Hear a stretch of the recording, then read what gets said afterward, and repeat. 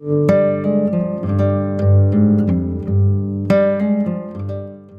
اللہ الرحمن الرحیم۔ السلام علیکم ناظرین۔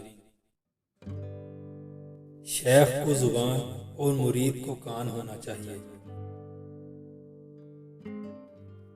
بدگمانی کا عام مرض ہے، حسن ظن کا تو گویا خانہ رہا ہی نہیں۔ سالک کو بازار سے بیزار رہنا چاہیے۔ اہل علم کو عوامی جھگڑوں کا فیصل نہیں بننا چاہیے۔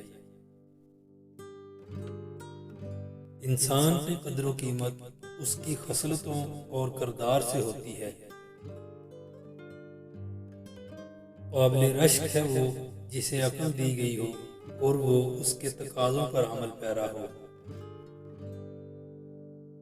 جسے رونے کی طاقت نہ ہو وہ رونے والوں پر رحم ہی کرے۔ جو شخص تمہاری نگاہوں سے تمہاری ضرورت کو نہیں سمجھتا، اس سے کہہ کر خود کو شرمندہ نہ کرو۔ سب سے بڑا دشمن گناہ ہے، سب سے بڑی نیکی گناہ سے بچنا ہے۔ اپنے عیبوں کو دیکھو تاکہ دوسروں کو دیکھنے کی فرصت نہ ملے۔ ایسے مفلس کو غرق کر دینا چاہیے جو افلاس کے باوجود خدا کی عبادت نہ کرے۔ سب اعضاء زبان سے درخواست کرتے ہیں کہ ہمارا خیال کر کے خدا سے خوف رکھو۔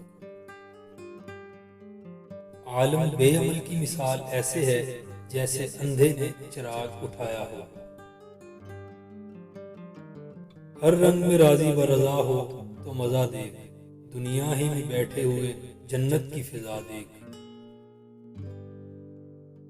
نماز دین کے لیے ایسی ہے جیسے آدمی کے بدن کے لیے سر ہوتا ہے۔ اللہ کو فراغت و عیش میں یاد رکھو، اللہ تمہیں تمہاری مصیبت اور سختی میں یاد رکھے گا۔ خالی پیٹ شیطان کا قید خانہ اور بھرا پیٹ اس کا اکھاڑا ہے۔ تین چیزیں انسان کو زندگی میں ایک بار ملتی ہیں: والدین، حسن، جوانی۔ جتنی محنت سے لوگ جہنم میں جاتے ہیں، اس سے آدھی محنت سے جنت میں جا سکتے ہیں۔